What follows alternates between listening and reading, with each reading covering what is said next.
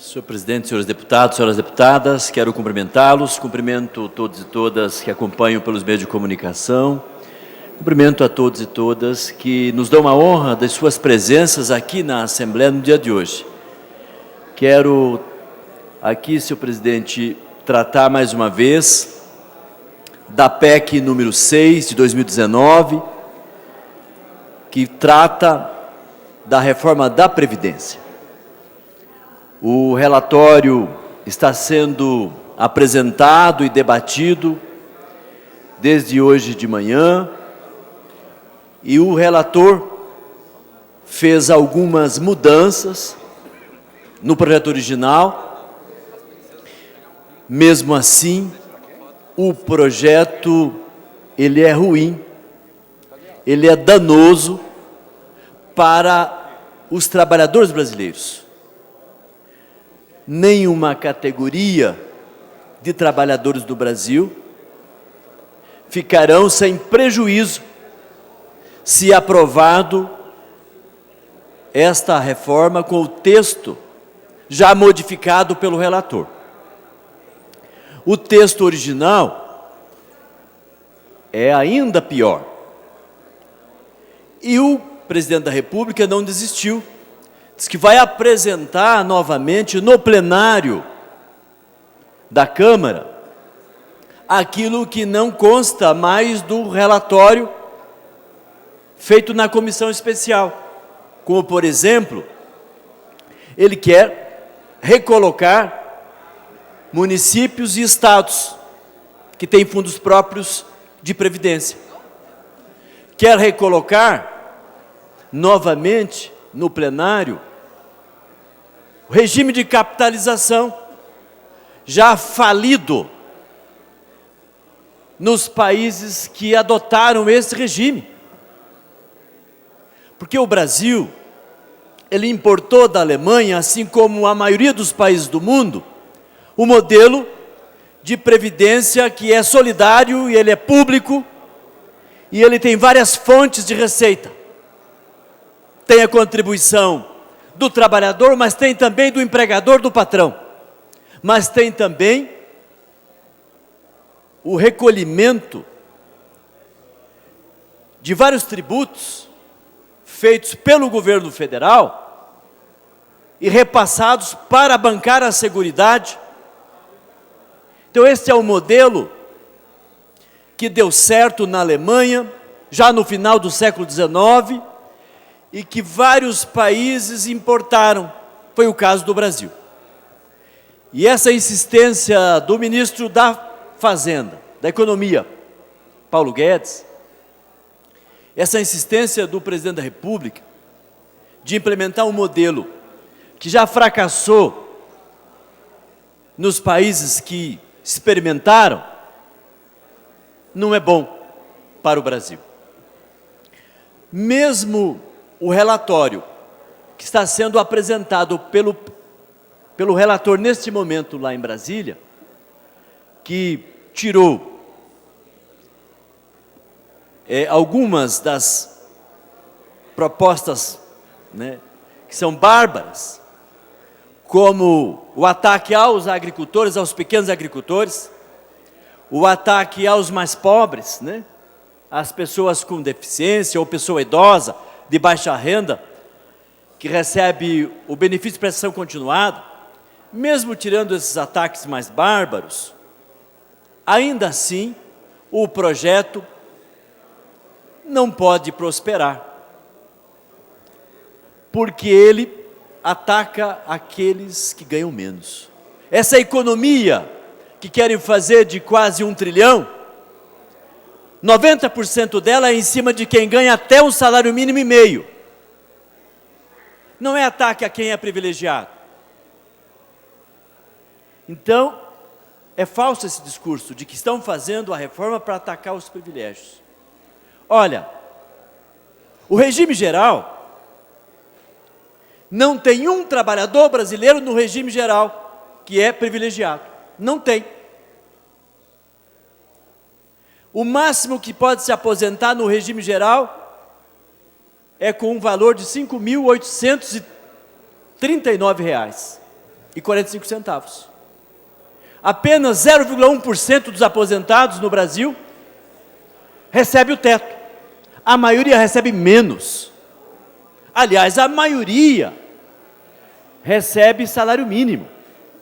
A média salarial de um aposentado do regime geral não dá R$ 1.400 por mês. Esses, então, estão ficando de fora da reforma? Eles não são privilegiados? Não estão ficando de fora da reforma. Eles estão inseridos na reforma? Já ganham pouco, vão ganhar menos. Se hoje a média é R$ 1.300, essa média vai cair. Então, se é para atacar privilégios, se é para beneficiar os mais pobres, a reforma, ela não podia atacar quem está no regime geral, por exemplo. Então, não é verdade. Vão fazer ainda uma aposentadoria menor para quem já ganha tão pouco, porque vai mudar o cálculo da média para formar o tamanho da aposentadoria. Ela vai ficar menor. Também vão aumentar o tempo de contribuição, passando para 40 anos, para homens e mulheres, inclusive dos mais pobres. 40 anos será o tempo de contribuição. E ainda muda a idade para cima, 65 anos para o homem, 62 para a mulher. Os mais pobres trabalham em ocupações que têm maior desgaste físico, inclusive, e que lhe incapacita mais cedo para o trabalho. E tem trabalho que é muito desgastante. Ele não vai conseguir chegar aos 65 anos, por exemplo, trabalhando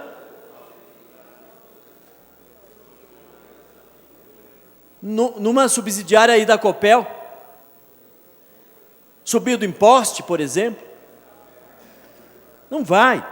Então tem muitas ocupações dos mais pobres que ele não consegue executá-la até os 65 anos de idade. Então não é verdade que estão fazendo uma reforma que vai beneficiar os mais pobres. Vai tirar dos que ganham mais para entregar aos que ganham menos. Isto é mentira. Então é uma reforma que vai atacar os professores da educação básica. Algum dia no Brasil, o professor da educação básica foi privilegiado? Será que tem algum professor no Brasil, da educação infantil, do ensino fundamental, do ensino médio, que tem privilégio, por isso tem que ser sacrificado com a reforma da Previdência? É mentira. Não tem nenhum professor, nenhuma professora da educação básica no Brasil que é privilegiado, e serão profundamente atacados por essa reforma. Será que a guarda municipal é privilegiada e será atacada com a reforma? A polícia civil, a polícia é privilegiada? Não é. E ela será atacada com a reforma. Então é importante a gente observar, as mulheres serão as mais prejudicadas com a reforma no Brasil. Quanto que as mulheres brasileiras trabalhadoras são privilegiadas no Brasil? Ganham menos, mesmo quando têm maior formação que o homem. Então, é falso o argumento de que estão fazendo a reforma para atacar privilégios. Aí estão dizendo, mas o servidor público pode se aposentar com salário integral. Ora, todo trabalhador tinha que ter o direito de se aposentar com salário integral. Por que na aposentadoria tem que diminuir o tamanho da aposentadoria? Ah, porque já sacanearam os trabalhadores do regime geral, impondo um teto. Porque o patrão não queria pagar previdência acima do teto. Criaram um teto para beneficiar o empresário, não o trabalhador. Era a hora, então, de corrigir a sacanagem que foi feita com os trabalhadores do INSS, do regime geral. Deputado, um minuto para concluir, por favor. Ao contrário de acabar com a sacanagem que fizeram no passado contra os trabalhadores do regime geral, querem fazer sacanagem também com o servidor público, dizendo, aí nós vamos sacanear vocês para igualar aqueles que nós já sacaneamos em 1998. Isto é uma vergonha. Por isso a OAB saiu a favor do povo brasileiro, dizendo que esse projeto de reforma é um crime contra os brasileiros. Por isso que a CNBB está contra essa reforma. Por isso que o CONIC, que reúne todas as igrejas cristãs do Brasil, está contra essa reforma. Por isso, nós precisamos nos posicionar contra essa reforma, porque ela não é boa para o Brasil e nem para o povo brasileiro.